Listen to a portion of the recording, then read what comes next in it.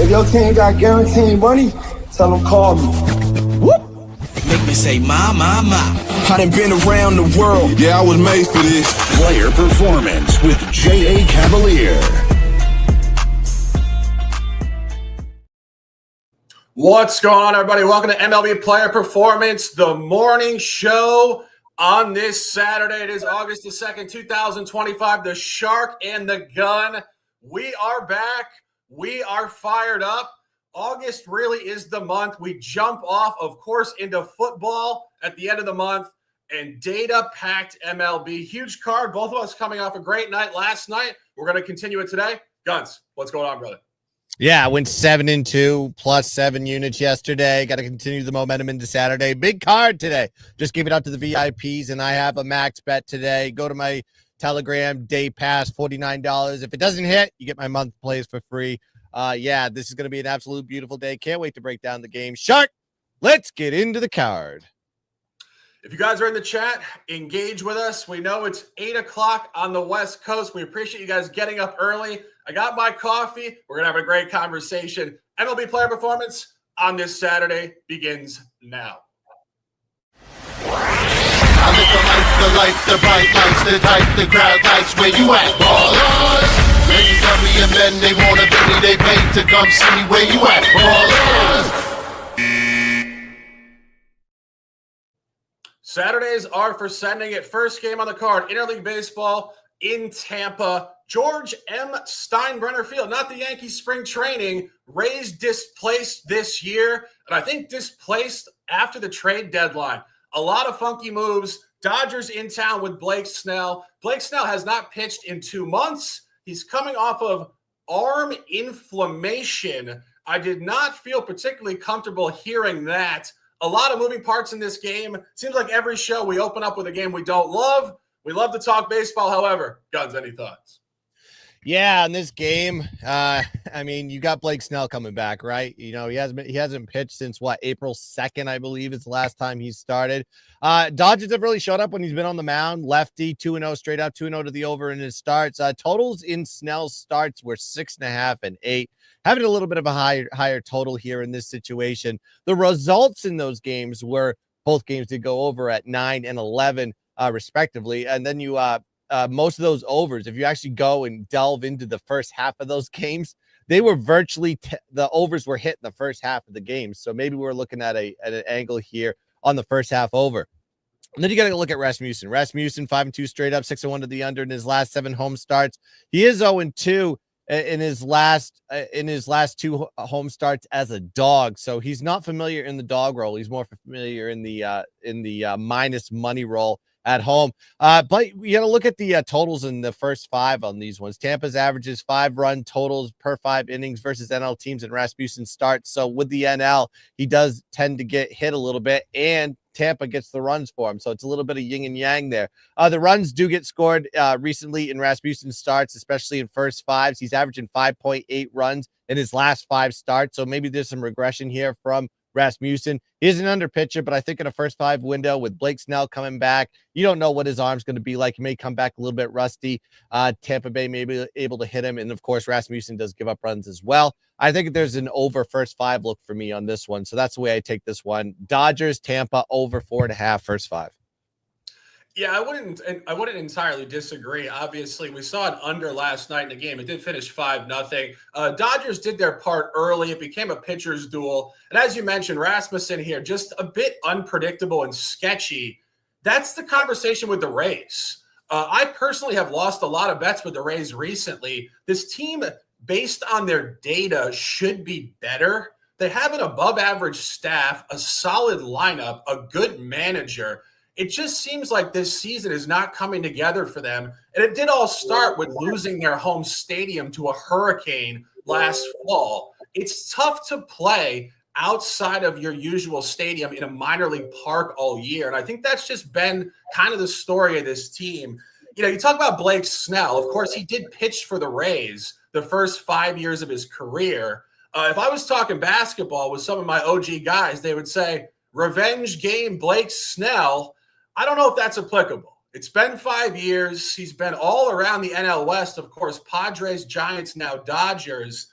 coming off an arm injury is not comfortable at all. 1 point to taking the Dodgers. Last year, Snell actually did miss significant time with the Giants. He came back from an injury and went 6-1 straight up on the road, July through September last year. I think if he's coming back, he has to be good. I would lean towards the Dodgers. The Rays are in complete disruption mode after some sketchy trades. We like the Dodgers, if anything, in this one. The chat is on it by saying this game is not great, but better games await, and we will keep it moving. Next game on the card, more interleague baseball. Orioles, Cubs.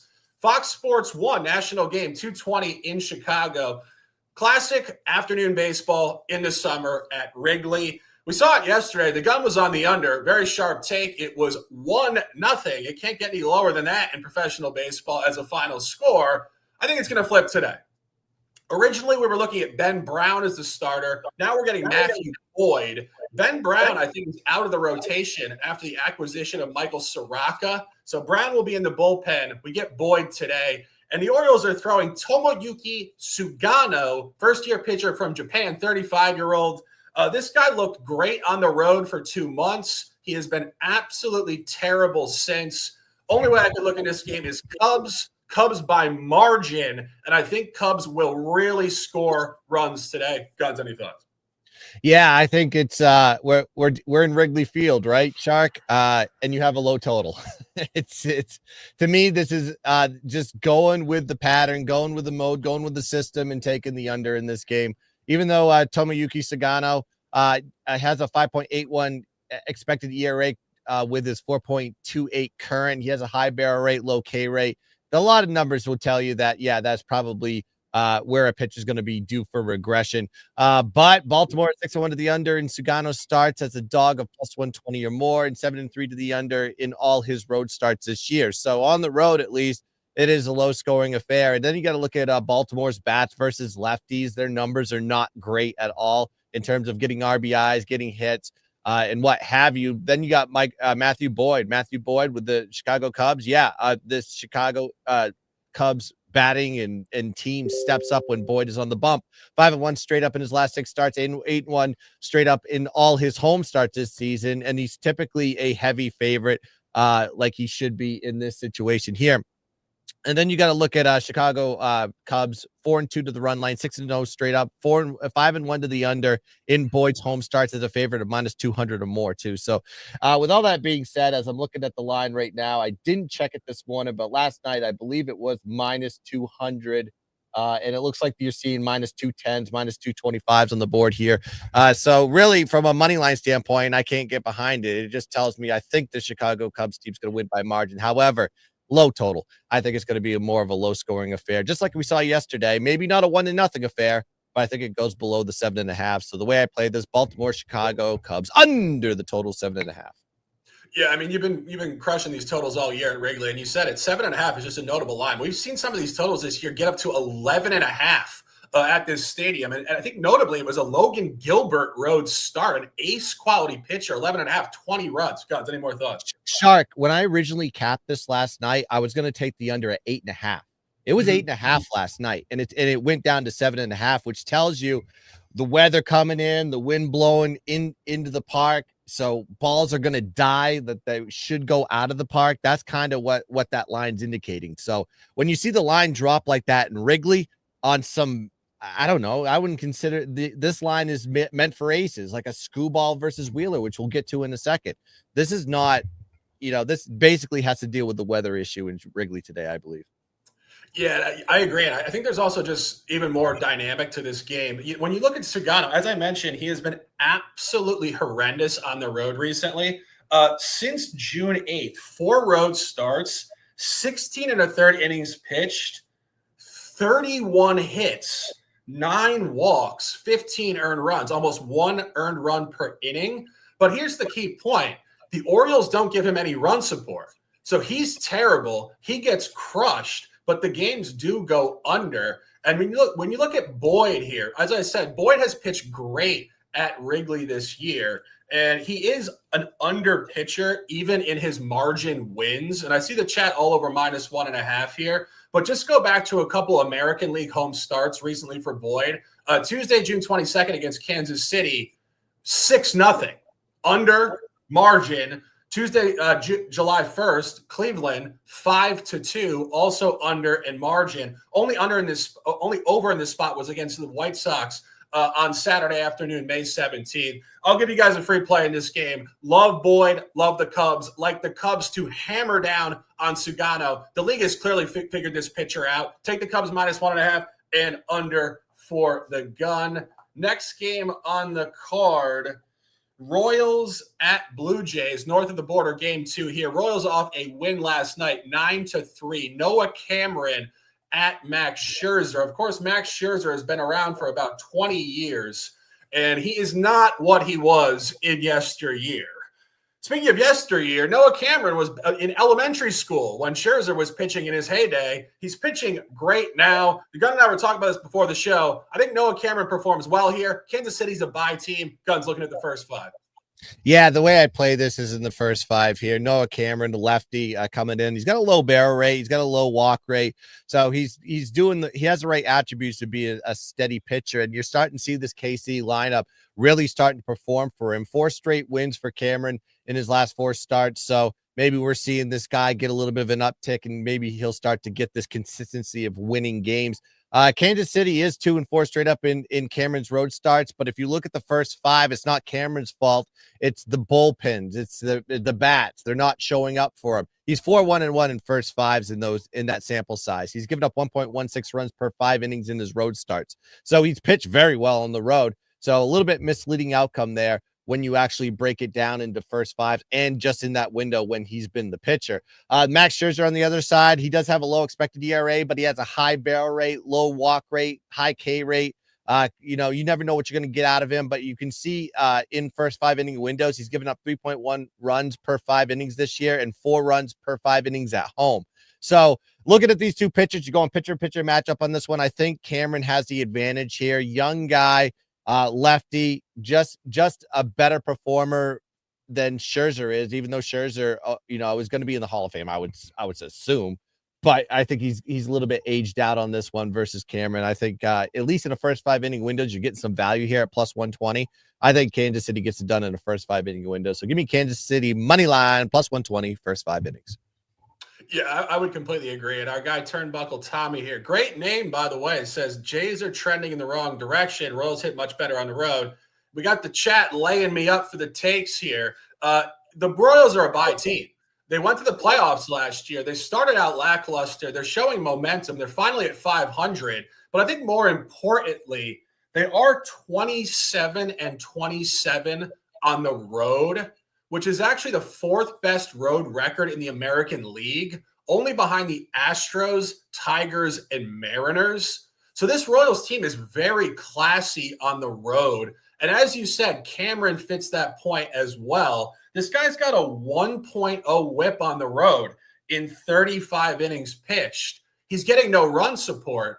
Scherzer will be the facilitator of these bats. The Royals scored 9 last night. Scherzer has had a high whip at home all year. Only home start outside of the division. He laid a massive -210 versus the Angels and Kokonowski. The Blue Jays barely won the game, 4-3 in extras. The Angels just made nothing in terms of scoring runs. This is definitely leaning towards Kansas City. The Gun officially on first 5. Let's cash.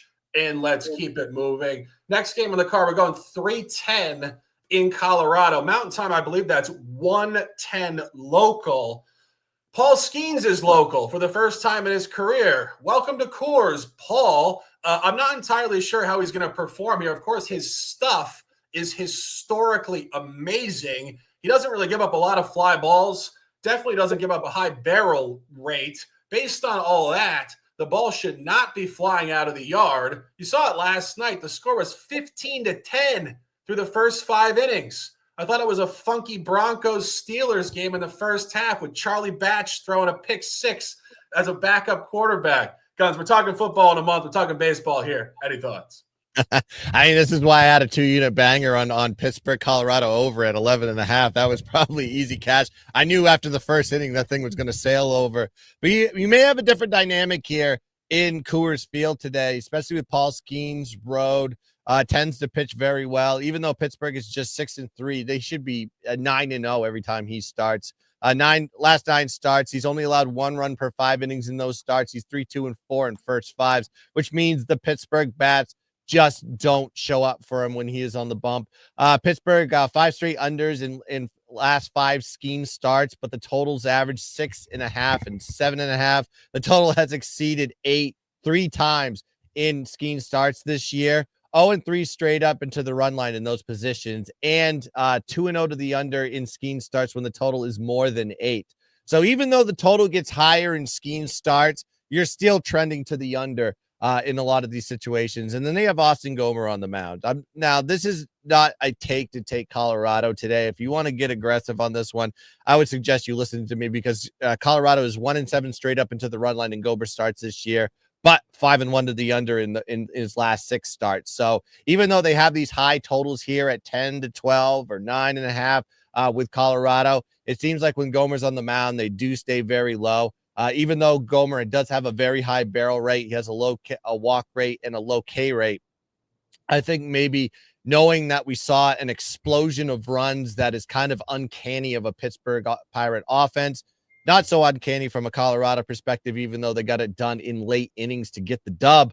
I think this is going to be more of a low-scoring affair with Paul Skeens on the mound. And I think with Paul Skeens on the mound, maybe Gomer kind of steps up his game a little bit and pitches pretty good. So give me Pittsburgh, Colorado under 10 is probably the way I play this one. Yeah, I wouldn't disagree. Actually, Gomber pitched on the road at Pittsburgh last year in May. The final score was 1-0. We're not going to see a 1-0 final here. But we will see less runs than last night. If there's 25 runs in the first 5 tonight, go buy a lottery ticket. It's the most abstract thing you'll ever see in the sport. 1 point on Gomber at home. He's been better on the road. Of course, that makes sense. No home pitcher is ever great at Coors Field. In fact, it makes absolutely no sense for a pitcher to ever sign with this team. I believe Gomber's pitched for this team for most of his career, if not his entire career, however. He is 0-7 straight up last 7, 0-4 at home. Key point, all 4 home losses by 2 or more runs. Average loss by 3.5 runs per game. I see a couple of guys in the chat saying Pirates first 5, Piratas -1.5 for the game. I would only lean towards the Pirates. I think the Pirates could win this game somewhere in the range of like 7-1 or 8-1. Gun likes the under. If I was going to give you guys a look on this, I would give you guys -1.5. Skeens, welcome to Colorado. Have a course after the game. Ace them in the game, and we will keep it moving. Next game on the card, big-time stuff here. Pirates at Phillies, game 2, 4:05 at the bank in Philly. Pitchers duel at the highest level. Ace 1 AL, Ace 1 NL. Skubal at Wheeler. A lot of moving parts in this game. However, I think this is Skubal on the road. We said this last weekend. He's been worse at home. He did lose to Gaussman in that start, as we suggested. I think he gets one on the road today. Guns, I believe you a lot. Yeah, I mean, even the last 16 games overall, Skubal has just really performed exceptionally. A 13-3 straight up in Skubal's last 16 starts, and he's also 10-2-4 in first 5s. And if you just look at those first 5, that includes 10 shutouts after 5 innings in that sample size. So just absolute Cy Young-esque numbers here for Skubal, per usual, like it was last year, just a continuation. Then you have Pittsburgh. They're 6-1 straight up in Skubal's last 7 road starts, and the totals have ranged between 7 and 8, which you have in this situation here. And then you got Skubal even 4-1-2 in first 5s on the road this year, and that includes 5 shutouts. So yes, like Shark said, road Skubal, definitely very good take to play on. Skubal 4-1 straight up and 4-1 to the over versus NL teams. Totals in those situations similar to this total, right? 6.5 and 7.5. So if you're playing with a total here, just be a little bit cautious. May see runs coming from somewhere, even with these 2 pitchers on the mound. Zach Wheeler, definitely a very good pitcher. However, Pittsburgh has just not shown up for him. 3-3 straight up, 5-1 to the under in his last 6 starts. Lowest money line favorite for Wheeler at home, so that should be a concern as well. Philly is actually 3-5 straight up in Wheeler's starts as a favorite of -150 or less. So when he's not a heavy favorite, heavy chalk pitcher, it seems like he's kind of been in that position where it's a little bit risky to take Wheeler. Also, you got to look at 5-2 Philly, 5-2 straight up and to the under versus AL teams this season, 4-1 to the under versus AL teams when the total is 7 or less when Wheeler starts. So it's kind of going a little bit back and forth here on the numbers. It's weird too because Philly, Screwball's a lefty. Philly's got a top 10 batting he's top 10 in batting average and in RBIs versus lefties this season. However, their win percentage is only 50%. I mean, if you're in the top 10 in those categories, you should be at least 55, 56% win rate in those situations. But for some reason, Philly just cannot get it done. And while we've gone through this stint with the Tigers struggling at 1-12, at one point, they're 4-1 in their last 5. So we're seeing maybe the trending upward here for the Tigers. Tigers are a good team. Tigers are a playoff team. They should bounce back, and we may see some momentum here and a buy situation on a low number with Screwball on the mound. So you got to take it here. Give me Detroit money line as the play. Yeah, I would tend to agree. And our guy says Wheeler hasn't fallen off. You're right. He hasn't fallen off. You know, somebody was talking about this in the chat after we said that the Tigers had fallen off. And we're just speaking facts. The Tigers had been on a rut. They were 1-12 over 13 games. The Shark and the Gun just give you guys the actual objective information. There's no bias in our camp here whatsoever. In terms of Wheeler, however, I feel like he's actually too hot. We've seen this year already with a couple NL pitchers who are basically running clean sheets in their home stadium. First, it was Robbie Ray, and then he fell off a little bit just in terms of his win-loss record at home in the Bay. Then you saw it last night. David Peterson for the Mets was undefeated at home, 9-0, just too clean, took an extra innings loss. Wheeler is 10-1 at the bank, 2-0 against the American League. Key point on the line, however, he laid -180 versus Toronto and -180 versus Boston. As Gunz mentioned, when he lays under 150 at home, you want to take the other team, and you do want to take Scooble. Scooble is 0-1 at the National League this year. However, it was at the Dodgers in the opener, I believe back in March. And the Dodgers were laying, again, a heavy number, -165. Books like Detroit here. We like Detroit here. I have a beautiful hat. It is an opportunity to dominate. Take Detroit and let's cash. Next game on the card, 4 o'clock, 4:05 to be exact, in Washington. Game 2, Brewers, Nats, Woodruff, Irvin. We're talking about the Pirates game going way over last night. Well, this was the second point on that card. Massive, massive over last night and a blowout for the Brewers. I think this is where it comes the other direction. Brandon Woodruff this year, coming off of an arm injury and missing an entire season, has looked great, but I think he's been kind of getting away with it against some mediocre competition. Of course, people would say, hey, Shark, Washington is not exactly World Series level, but Woodruff did face the Nats last weekend and have his worst start of the year. 4 1/3 innings pitched, 5 hits, 2 earned, 2 home runs. He labored. I think Irvin's going to pitch well today and keep it close. Gunz, any thoughts? Yeah, Woodruff's kind of running too hot. I don't really have a play on this game. I'll just give you some numbers that I came up with. 5th start of the year here for Woodruff, 4-0 straight up, 3-1 to the under in his starts, but he's gone against Seattle, Miami, and Washington. So you have a little bit of a sample size. He did face Washington back on July 12th. Washington, the total was 9 in that one. Did go over. Won the game, but but did lose the run line. So it was a 1-run game. So at least the Washington Nationals kept it close. Jake Irvin on the other side got a low K rate, very high barrel rate, a little bit concerning there. But Washington has stepped up when he's been on the bump. 5-2 straight up in Irving's last 7 starts. Did face Milwaukee back on the 13th on the road, plus 223 dog, and lost that game to the run line and money line, where the game went over on an 8.5 total. Washington is also 9-2 to the over in Irving's last 11 home starts. Now you're seeing this, significant shift in the line here.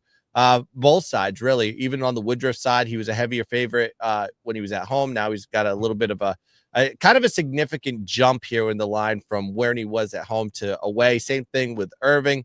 I didn't want to take a side on this one. I kind of wanted to, yesterday I jumped on the run line with Washington. They got absolutely thumped. I don't know what I'm going to get out of this game. However, I do lean towards the over in this game. Once again, I think with Washington at home, they seem to be hitting overs on lines like this, especially with Irving on the bump, over pitcher at home. I'm not going to take it officially, but if I had to lean one way or the other, I'm playing the total and I'm playing the over. Yeah, if I had to go one direction here, I would lean towards Washington, particularly on the run line plus 1.5. Again, this is two-way line functionality. As you said, this is short for Woodruff. It's also strong for Irvin. Irvin pitched last Sunday, or I should say a couple of Sundays ago, at Milwaukee against Peralta. And Milwaukee was laying a real heavy minus 235 there. Key point, though, Irvin actually pitched very well in the game. 5 innings pitched, only 4 hits, 1 walk, 0 earned runs, 5 Ks. He was in total control. So he has good matchup data against this Brewers lineup. And as we mentioned, we just think Woodruff is too hot. He's 4-0 straight up. He's barely given up any runs, only 5. But if you really look at his 4-game sample, he's faced the Marlins twice, Seattle once. All 3 starts, 6 innings pitched. And as I mentioned, his only start this year, he didn't make it out of the 5th, was against Washington. I think Washington will get to him today. Plus 1.5 would be the best look for me in this game, and we will keep it moving. Next game on the card, Fenway Park, 4:10, local in August against the Astros. Talk about a vibe in Boston this afternoon. Walker Buehler hosting Colton Gordon. Going back about 4 or 5 years, Walker Buehler's thrown a no-hitter for the Dodgers. I didn't think he'd be pitching for the Red Sox. Here we are. It's a beautiful Saturday. Gunz and the Shark. We're sitting here. He's got a beautiful Boston hat on. Gunz, any thoughts? Yeah, and Boston is doing their best to hoard 4th and 5th starters on the deep end of the LA Dodgers rotation, getting Dustin May too. So we got Buehler and Dustin May coming over from the Dodgers. Houston versus Boston in this one. Colton Gordon going to be on the mound, and yeah, for the most part, Houston has stepped up when he's been on the bump. 5-3 straight up in his last 8 starts and 4-1 on the road.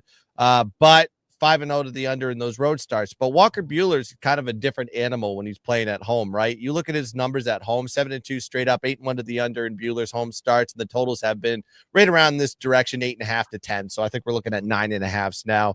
And you look at the taking it a little bit step further as a minus 125 or less favorite, which he is currently 6-3 straight up in those situations. He's also 4-1 at home when he's a minus 155 or less favorite. So even as a short favorite, Buehler's kind of stepped up in that role. And then you just got to look at Boston at home. Boston's just been on an absolute tear at home. They're 10-1 straight up in their last 11 home games. They're 19-5 straight up in their last 24 home games. I just think you cannot fade this Boston team at home. The bats are great. They won a walk-off yesterday with their young prospect there, getting at his first game winner.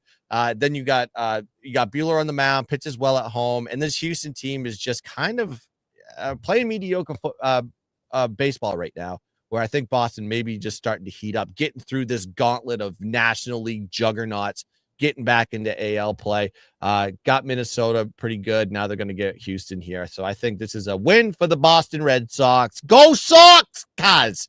Boston, money line, full game as the play. I wouldn't disagree. Did I just catch you saying playing some pretty good football? I caught myself. I said baseball. I think I said I was going to say I think I stopped myself and said I've been doing previews for college football. I've written up like 80 teams already. I got football on the brain, so I apologize. I meant baseball. No apologies needed. It is August. I am fired up. Weeks away from week 0 college football. And you said Houston football. CJ Stroud probably on the practice field right now, ready to turn up. We are fired up. I'm looking at here. University of Houston. I'm looking at the Cougars. I'm not be looking at the Texans here right now.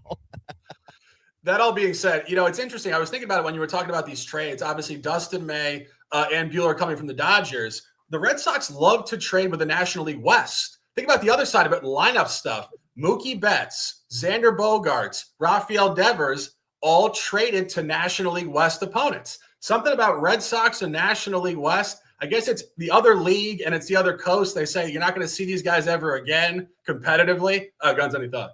You got to remember, I mean, that's how the Red Sox won World Series, right? 04, they traded Nomar Garciaparra and they brought in guys from the Dodgers.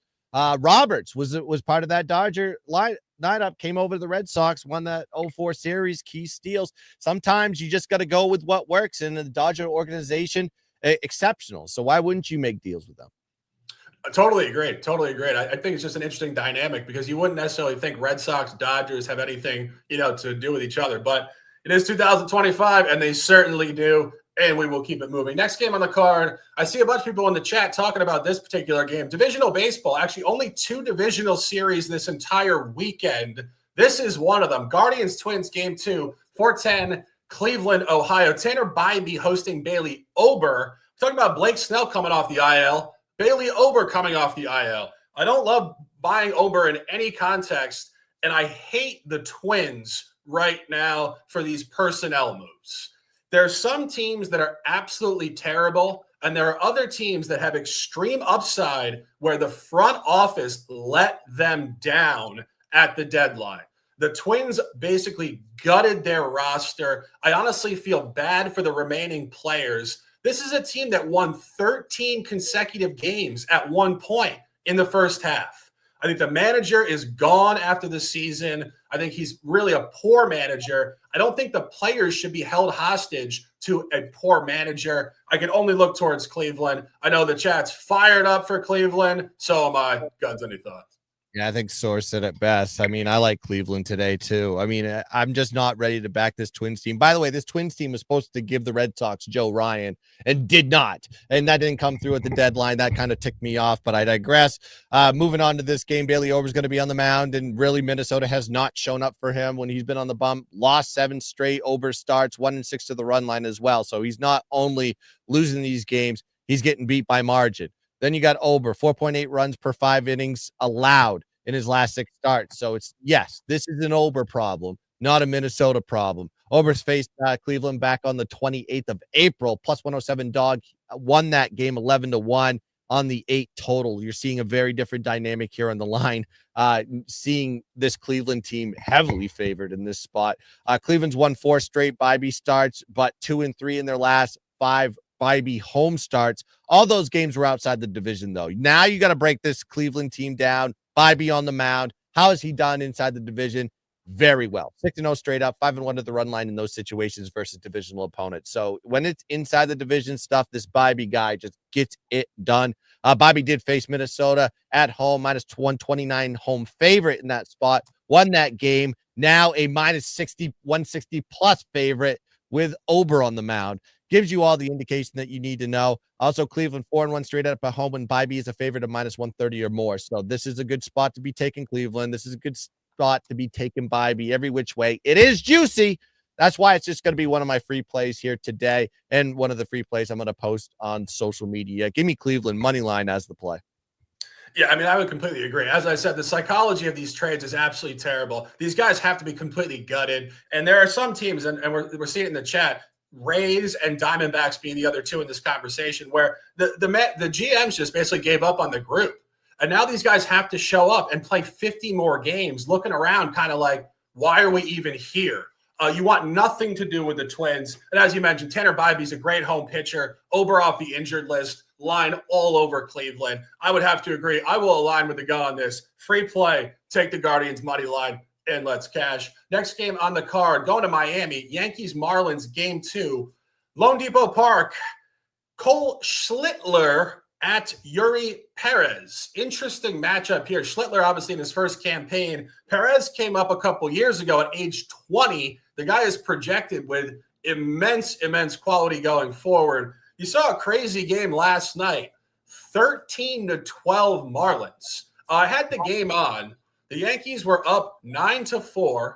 Somehow it got back to 9-all. Then it was tied, I believe, 2 more times. 12-10 Yankees, bottom 9. Marlins walk it off. Pure insanity. Gunz, I think we're going to see a slightly more tame game at 4 o'clock here. I believe you align.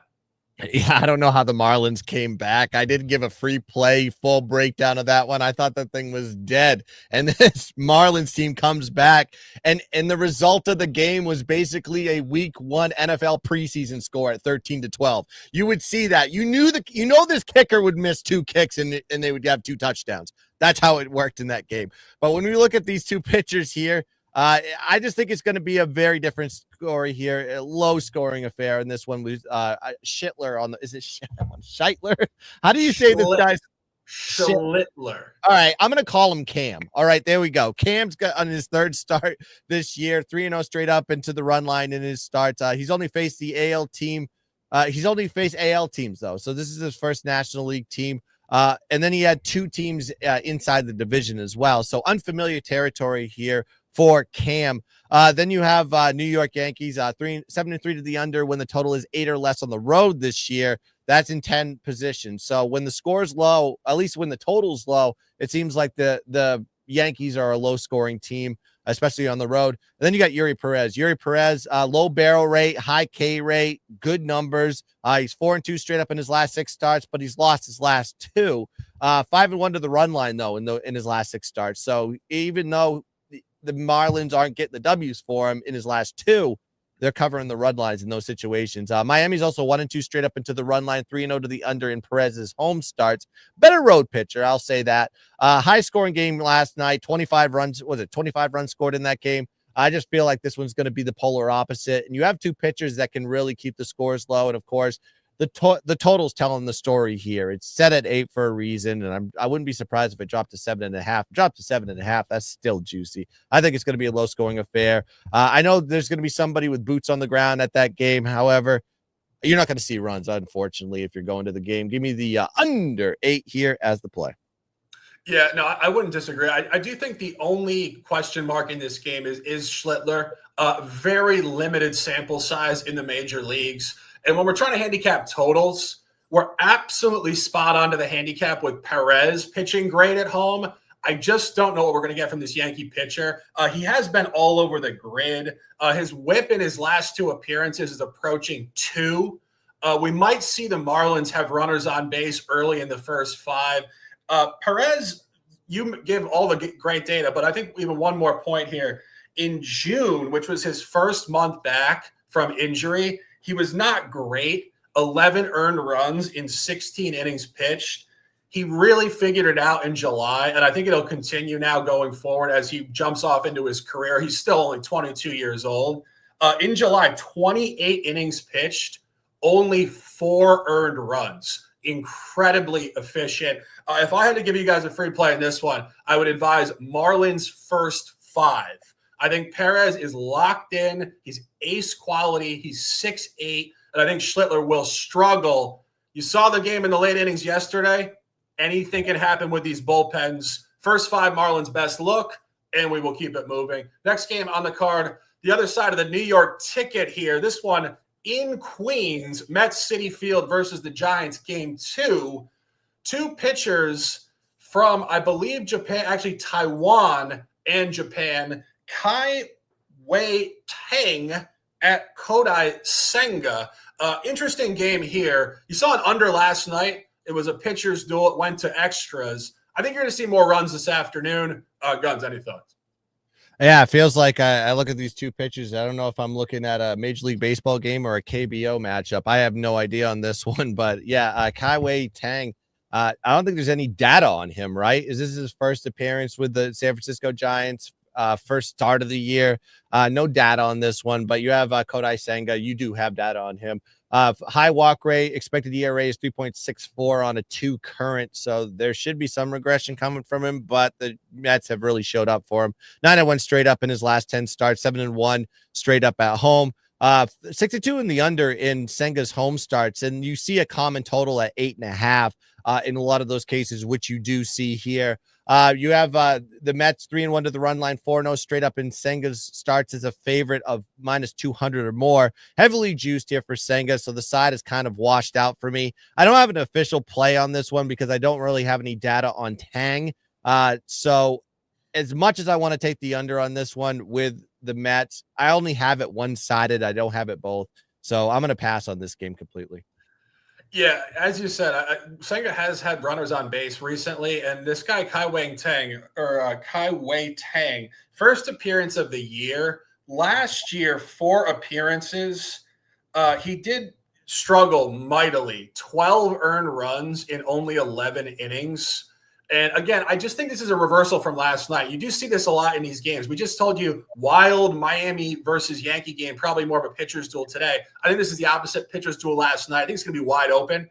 And the Mets bats are actually due to explode. Only 4 runs in the last 3 games. They've faced some good pitchers. They were on the West Coast. This is home game 2. This is not basketball where teams struggle automatically coming off a road trip at home and you wait till game 2. But I think it could apply here. And as you mentioned, Senga at home recently outside of the division, over pitcher. 2 very noteworthy games, both against out-of-division opponents from Western divisions. 7-5 over versus the Angels, line 8.5. And 8-2 over versus the Rockies, line also 8.5. And final point on this, Senga did actually just pitch last Sunday at San Francisco.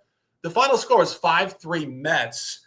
Senga did struggle. 5 innings pitched, 4 hits, 5 walks, 3 earned runs, 2 home runs against.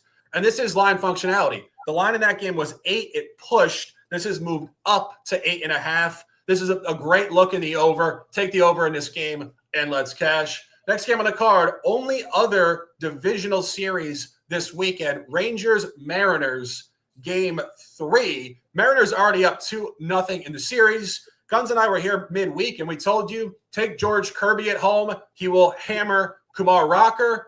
I gave it to VIP last night. I said, take Logan Gilbert. He will beat Jack Leiter. I will say this. J.P. Crawford, stand the hell up, my guy. Walk-off home run, bottom 9, about 1:45 a.m., I think. What a win it was. Today's game is a little tougher. Luis Castillo, Merrill Kelly, first start for the Rangers. A lot of conversation in this game. I think Seattle wins. DeGrom pitches tomorrow, probably to avoid the sweep. Gunz, any thoughts? I'm the same side. I can't believe they covered the one yesterday, and I know that Seattle is pretty streaky right now, is facing divisional opponents at home, and not to mention how they've dominated Texas this year. And I'll get to those numbers in a second. But wow, what a walk-off yesterday! And I think we're just going to see a little bit more of the same thing here with Seattle. Might as well just continue riding this team. Going against Texas. Merrill Kelly's going to be on the mound. First start coming over from Arizona. Kelly faced Seattle, so we have some numbers, at least what Kelly has done versus Seattle. June 9th in that game, minus 148 favorite in that game. He won that game 8-4. But he's a dog in this situation. Very different dynamic here with Luis Castillo on the mound. 3.19 ERA currently, a little bit higher on the expected. But Seattle is 6-1 straight up in Castillo's last 7 starts. Castillo has faced Texas already twice, both on the road. Minus 125, minus 115 favorite in both of those spots. Both of those spots, he only gave up 1 run per start after 5 innings, and the totals in those games were 9 and 8.5. So a little bit lower total here. I believe it was 7.5 before the show.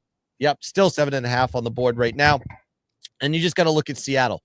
Like I said, great at home versus divisional opponents. They're on a 12-2 streak in their last 14 games at home versus divisional opponents. And they're also 9-2 versus Texas this season, 9-1 as a favorite.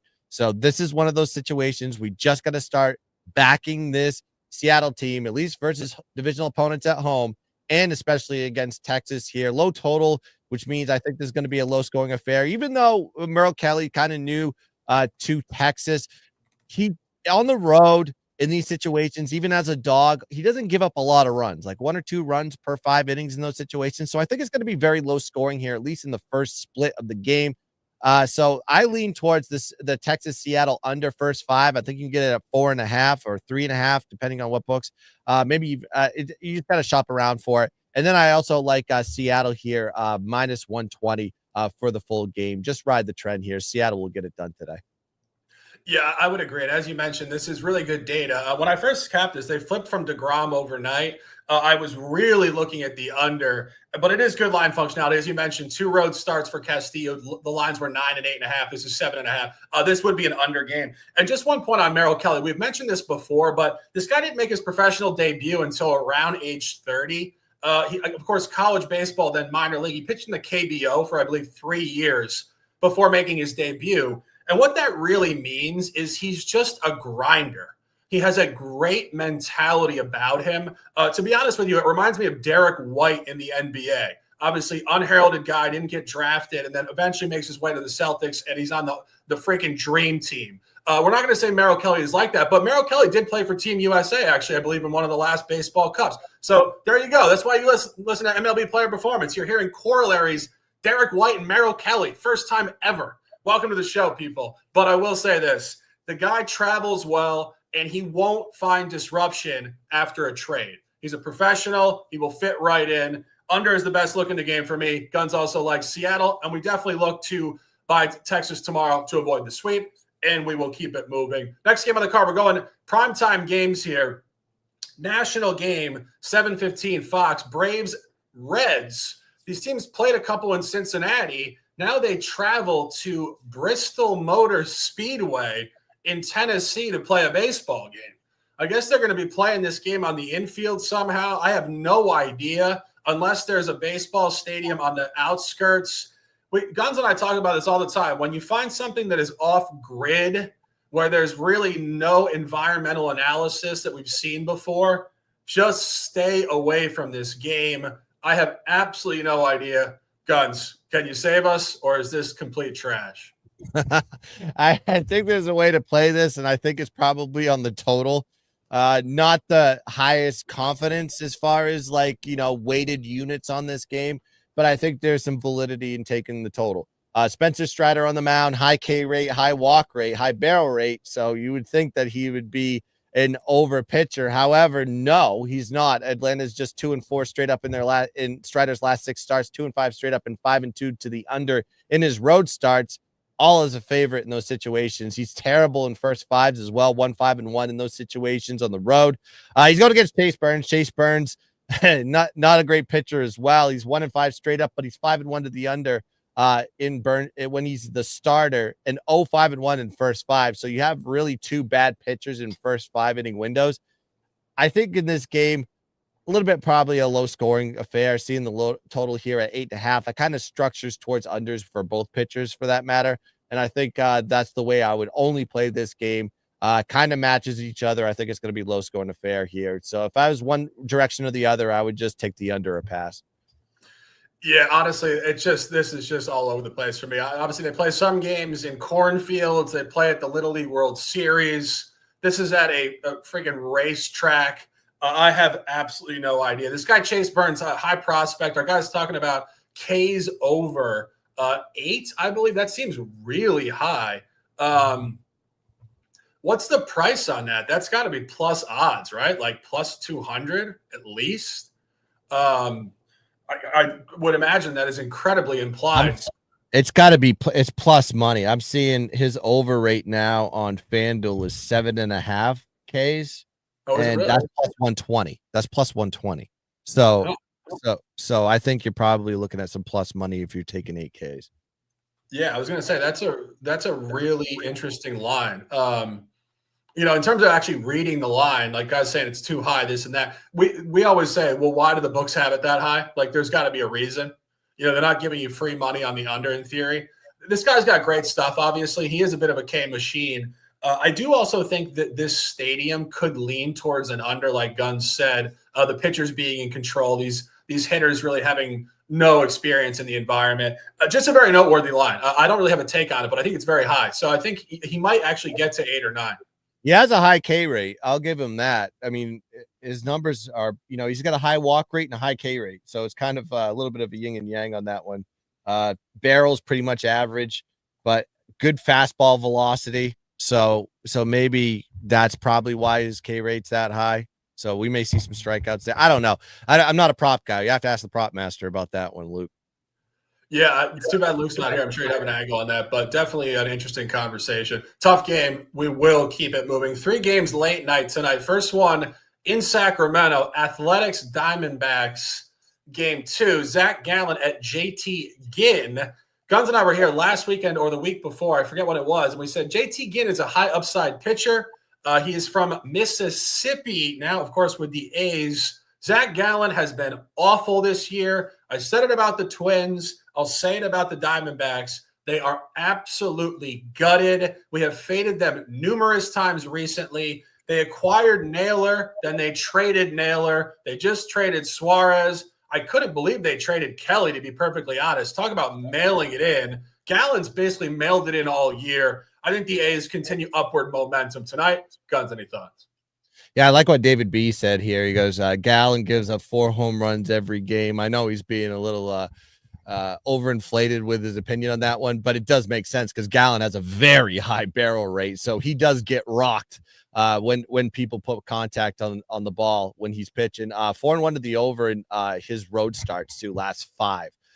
Gallen is also averages 4.2 runs, or at least he allows 4.2 runs per 5 innings in his last 5 road starts, with the run totals averaging, get this, 7.6 runs per 5 innings in that span. So a over pitcher in first 5 splits is kind of what I'm alluding to here, especially with Ginn on the mound. He's another guy that has a high barrel rate, low walk rate, high K rate, but when you get contact on it, the ball sails. He is 5-1 to the under in his starts this season, but at home, in his starts, the totals average 4.6 runs per 5 innings. So at least in those splits, pitcher versus pitcher, we may be seeing a little bit runs early here, and this is why it's kind of weighted towards the first 5 as far as the percentage is concerned from one side or the other. I think it's going to be high scoring, at least in the first 5 on this one. So the way I play this one is the Arizona Athletics over 5.5 first 5. Yeah, I'm looking at the A's side of this game. And as I mentioned, the Diamondbacks are just a pure sell at this point. Gallen has been awful on the road, 38 earned runs and only 65 in the 3rd innings pitched.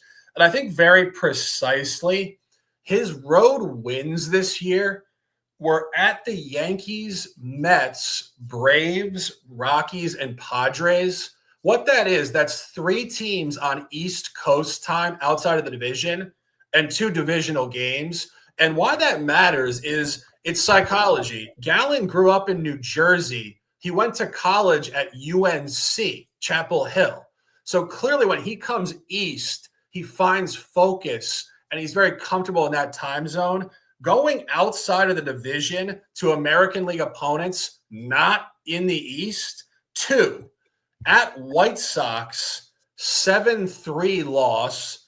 At Angels, 10-5 loss. Both opened as an Arizona favorite and got steamed to the opponent. This is the same thing. Really sharp market steam here on the Athletics. This is a tale of 2 teams going in opposite directions. The A's are a buy team, sell the Diamondbacks. I'll give you guys a late night free play. We'll call it the Degenerate Special per the gun.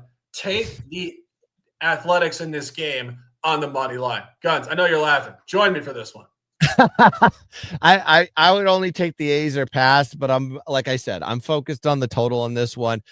Gallen just is going to get rocked. I mean, we know that Gallen's going to give up runs, and I think Ginn at home will give up runs in that. What did Coach call it? He called it a high school field. I think that's what he was calling it. But yeah, minor league stadium on this one, and you see a lot of high totals every time you're playing in this stadium as well. So I think first 5 is the look. Am I going to get on the A's? We'll see. Maybe after a few cocktails or whatever. Maybe that's the way we do it on the late night Degenerate Special. But yeah, I'm only going to be playing the total on this one first 5. People appreciate this. We're talking Athletics at a minor league stadium on August 2nd. In about 6 weeks, Gunz is going to be giving you a Hawaii football play at 1 a.m. Let's go. Take the A's in this game. I said 10-5 Angels last time Gallen rode in this spot. I could see almost a similar score, 10-5 A's final or something like that. We will keep it moving. 2 more games on the card. 10:07 White Sox Angels. Hendricks hosting Savali. Interestingly enough, 2 pitchers in the AL here who both used to pitch in the National League Central. Campaign won Hendricks coming off the Cubs, and Savali seems like he's traded every 2 weeks. The White Sox got him last night. The White Sox are playing better ball. You can see the league is shifting. These teams that have been terrible for years, White Sox, Athletics, are showing upside. However, I do think tonight this is a bounce back for the Angels. I think Hendricks probably gets the win here. Gunz, any thoughts? Well, I'm not going to be back at Savali, I'll tell you that much, because Chicago White Sox are 1-7 straight up and 7-1 to the under when he has been the starter for them since coming over from the Brewers. I think it's kind of alarming, though. This is the highest total in Savali starts with the White Sox, so I take note of that. Then you got Kyle Hendricks, low walk rate, low K rate, lower expected ERA. So the numbers not bad, especially when he's been at home. They've kind of the Angels have got it done for him. 5-1 straight up, 5-1 to the under in his last 6 home starts. Hendricks did face the AL Central teams 3 times this season, all as a dog of plus 150 or more. Now you're seeing him here as a heavy favorite, minus 152 that I'm looking at right now. So it's kind of a big line shift from being a dog. Now you're a favorite on this in this spot. Then you got to look at the totals in those games. Hendricks has been averaging when he's going against AL Central teams 8.5. We're seeing the total here at 9.5. So I think it was 9.5 last night with plus money. But you're seeing 9s here that you can get on the board. Now you're seeing with Hendricks, he's only been this high of a favorite once this season. Similar total, 9.5 in that spot, minus 150 favorite against Pittsburgh. Oh, I'm sorry, with the Athletics, won that game 6-5. Game did go over in that spot. So I think this is probably more of an overtake than anything else. I think that's the way I'd play this game, even though I do think, yes, Shark, I do think this is Angel spot or pass because I will never back Savali in any way, shape, or form in the market. But I like the total a little bit better on this one. So I'll give it to the people. Chicago White Sox, LA Angels over 9 is the way I'd play it. Yeah, I mean, not a lot of detail on this. Of course, Savali just got traded to the White Sox recently, but he is really poor. 1-7 straight up with the White Sox. 0-2 at the American League on the road. He did take a 2-1 loss at Texas. Very similar line structure, minus 165 Kumar Rocker. And margin loss to Jose Barrios. Also a Saturday game at Toronto. Toronto minus 190. I don't really love the game. I don't love laying 165 to 170 to win 1 unit. But I do think the Angels get the win. Gunz like the over. If you guys want to bet this game, maybe put it in a 2-team parlay. We don't really love parlays, but you could take the price down. Angels are nothing, and we will keep it moving. Final game on the card, 10:10 p.m. Eastern, 7:10 in San Diego, Petco Park. Game 2, Padres, Cardinals, McGreevy at Vasquez. Not exactly your Hall of Fame names in the pitching market, but I think very good data here. Randy Vasquez, not great on the road, very good at home. McGreevy actually 2-0 road at Colorado at the White Sox. This is a class difference. I could only look to the Padres. Gunz, any thoughts? Yeah, I'll give you something on the total on this one. Looking at the totals, you have an over pitcher versus an under pitcher in this one, right? So you have McGreevy. He's 3-2 straight up, 4-1 to the over in McGreevy starts. The totals were 8.5 or more in those spots, and you're seeing you're seeing 8.5s here, so it's kind of right on par. But on the other side with Randy Vasquez, it's a little bit of a different story. It's a 5-1 to the under in his last 6 starts. So more of an under pitcher when he has control in this game. This is a home favorite type of situation for him. Kind of unfamiliar territory with Vasquez on the mound. He's been a favorite of minus 150 or more once. Actually, you're seeing just under minus 150 here. So just call it minus 150. Same line structure we've seen here before. He did get the W in that one versus the Pittsburgh Pirates. Similar situation. You're playing an NL Central team in this spot as well. I just think with this game, if you're thinking it's a San Diego spot, you should take the under. If you think it's going to be all McGreevy all day long on the road, it may be a high scoring affair. It was low yesterday, 8.5 on the board. I'm kind of leaning towards the under on this one is probably the way I'm looking at it. Just seeing what happened yesterday. And quite frankly, the St. Louis bats really haven't been showing up lately. So trusting them to get an over for you is a little bit tough. So maybe I lean towards the under in this game. Yeah, I wouldn't disagree. And our guy Adam says Padres are the strongest team now. Pitching, hitting, bullpen, defense, title contender. Title contender may be a bit of a reach, but I wouldn't disagree. There's a lot of parity in this sport right now. No team has really opened up any significant margin at the top of the race. Even the Dodgers, have not done what people expected. Only 3 games ahead of the Padres at this point. The Padres, if you guys recall, going back in the last 5 years, they have really competed well and just gotten not a lot out of their postseason element. Anything can happen this year. And just as an aside to that, I think there's extreme implied odds for a lot of these teams to win the World Series. I don't think it's a mortal lock the Dodgers win it this year. So many injuries to the pitching staff have looked very inconsistent with the bats. Maybe a little bit of just lack of focus, lethargy coming off a championship. It's hard to win 2 straight in any sport. There's a lot of teams that could just catch a heater in October and win. So just an aside, but really an intelligent point. Staying on the Padres very briefly, I think the Padres are the side in this game. McGreevy did just face the Padres last Sunday at home. Not good at all. 4 2/3 innings pitched, 9 hits, 2 walks, 7 earned runs. And as I mentioned, Randy Vasquez came over from the Yankees in the Juan Soto trade. The guy pitches well at home. He used to pitch better at Yankee Stadium. He pitches well at Petco Park. Late night special yet again. Significant angle towards San Diego. That is 1 hour of sharp, fast analysis. Gunz, we got best bets.